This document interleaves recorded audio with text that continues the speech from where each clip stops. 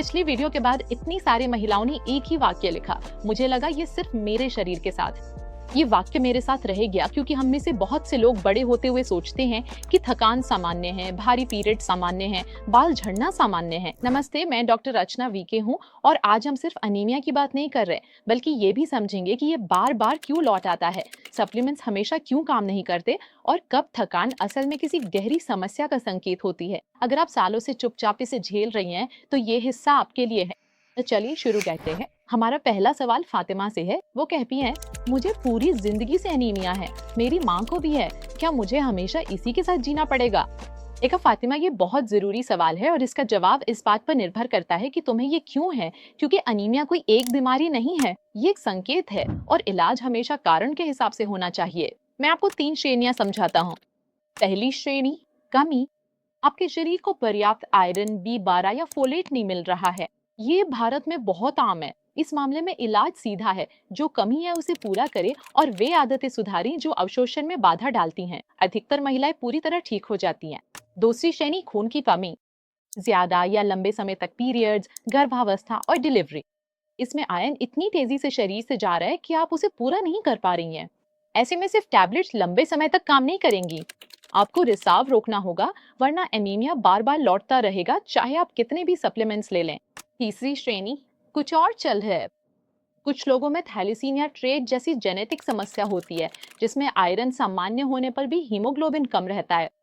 कुछ लोगों को थायराइड की समस्या, पुरानी सूजन, किडनी की बीमारी या आंतों की ऐसी स्थिति होती है जिससे अवशोषण रुक जाता है। इन मामलों में जड़ में मौजूद बीमारी का इलाज ही अनीमिया को ठीक करता है। तो फातिमा के सवाल का सीधा जवाब देने के लिए, अगर ये समस्या जीवन भर से है और परिवार में भी है, तो कृपया अपने डॉक्टर से खास तौर पे थैलेसीमिया ट्रेट और थायराइड के बारे में पूछें। तो हमेशा क्रम यही है, जांच करें, श्रेणी पहचानें, कारण का इलाज करें और सुधार की पुष्टि करें। यहाँ एक और बहुत ही संबंधित सवाल है जो रोशनी ने कौरा पर पूछा है। मैं 3 महीने से आयरन की गोलियां ले रही हूँ, फिर भी थकान महसूस होती है। क्या मैं कुछ गलत कर रही हूँ या ये दवा ही असर नहीं कर रही? ऐसा होने के 3 बहुत आम कारण हैं और इनमें से कम एक तो यहाँ निश्चित रूप से वजह है।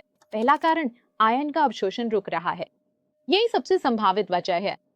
क्या आप अपनी टैबलेट चाय, कॉफी या दही या दूध के 1 घंटे के भीतर ले रही हैं? चाय में मौजूद टैनिन, कॉफी में पॉलीफेनॉल्स और डेयरी का कैल्शियम, ये सब आपके पेट में आयरन से चिपक जाते हैं और उसके अवशोषण को रोकते हैं। टैबलेट बिना अपना काम किए ही शरीर से बाहर निकल जाती है।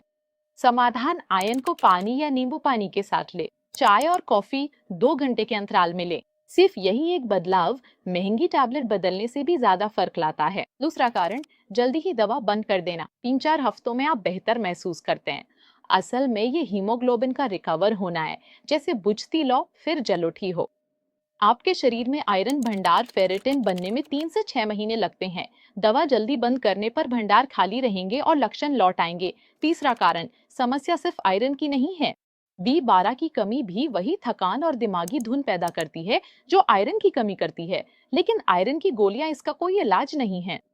थायराइड की समस्या, लगातार भारी पीरियड्स, ये सब आपको थका हुआ रख सकते हैं, भले ही आयरन सुधर जाए। अगर आप 2 से 3 महीने से सप्लीमेंट्स ले रहे हैं और कोई खास फर्क नहीं दिख रहा है, तो अपने डॉक्टर के पास वापस जाएं और खास तौर पे B12 की जांच और थायराइड के लिए TSH टेस्ट करवाने को कहें। सिर्फ वही पुरानी दवा बार बार लेते ना रहें। अब रेडिट पे गीता लिखती हैं, क्या अनीमिया से वजन बढ़ सकता है? पिछले 1 साल में मेरा 6 किलो वजन बढ़ गया है और पता नहीं क्यों अभी पता चला कि मुझे अनीमिया है। ये अक्सर पूछा जाता है और ये अच्छा सवाल है। अनीमिया सीधा फैट नहीं बढ़ाता, पर इनका गहरा संबंध है। जब आप थके रहते हैं तो एक्टिविटी घट जाती है। महीनों तक कम चलना फिरना वजन और मेटाबॉलिज्म बिगाड़ देता है। यही इनका इनडायरेक्ट कनेक्शन है। अनीमिया, थकान, कम गतिविधि, वजन में बदलाव। लेकिन लोग अक्सर एक बात भूल जाते हैं, थायराइड का संबंध। आयरन की कमी थायराइड फंक्शन को धीमा कर सकती है, जिससे वजन बढ़ता है, ठंड सहन करने में दिक्कत होती है और अनीमिया जैसी थकान होती है। कई महिलाओं को ये दोनों समस्याएं होती हैं, पर उन्हें इसका एहसास भी नहीं होता। इसलिए अगर आपके साथ थकान के साथ साथ वजन बढ़ना भी हो रहा है, तो अपने आयरन पैनल के साथ साथ थायराइड टेस्ट यानी TSH भी करवाएं।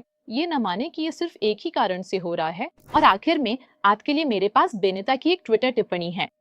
कभी कभी मुझे बहुत चक्कर आते हैं और सिर हल्का लगता है। मेरी कजिन कहती है कि ये लो बीपी है, मेरी पड़ोसी कहती है कि अनीमिया है, दोनों या कोई नहीं, मैं कैसे पहचानूं? तो आपकी कजिन और पड़ोसी दोनों ही मदद करने की कोशिश कर रही हैं। आइए मैं इसे ठीक से समझा देती हूँ। ये दोनों स्थितियां ऊपर से देखने पर एक जैसी लगती हैं, लेकिन इनका कारण पूरी तरह अलग होता है। लो ब्लड प्रेशर दबाव से जुड़ा है, यानी पंप की ताकत से। इसका मुख्य और सबसे भरोसेमंद लक्षण है चक्कर आना, खासकर जब आप अपनी पोजीशन बदलते हैं, जैसे बैठने से खड़े होना या लेटने से जल्दी से बैठना। ये पोजीशन बदलने पे चक्कर आना क्लासिक लो बीपी का लक्षण है। अनीमिया कंटेंट से जुड़ा है, यानी आपका खून कितनी ऑक्सीजन ले जा सकता है। इसके लक्षण अलग होते हैं।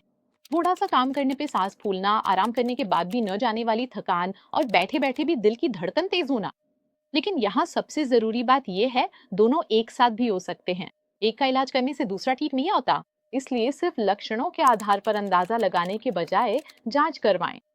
एक बार ब्लड प्रेशर चेक कराएं और एक ब्लड टेस्ट करवाएं। क्लिनिक में 30 मिनट बिताने से आपको वो असली जवाब मिल जाएगा जो इंटरनेट पे कितनी भी खोज से नहीं मिलेगा। अगर आप उलझन में हैं कि जांच की जरूरत है या नहीं, तो प्रैक्टो पर हीमाटोलॉजिस्ट या जनरल फिजिशियन से परामर्श लें।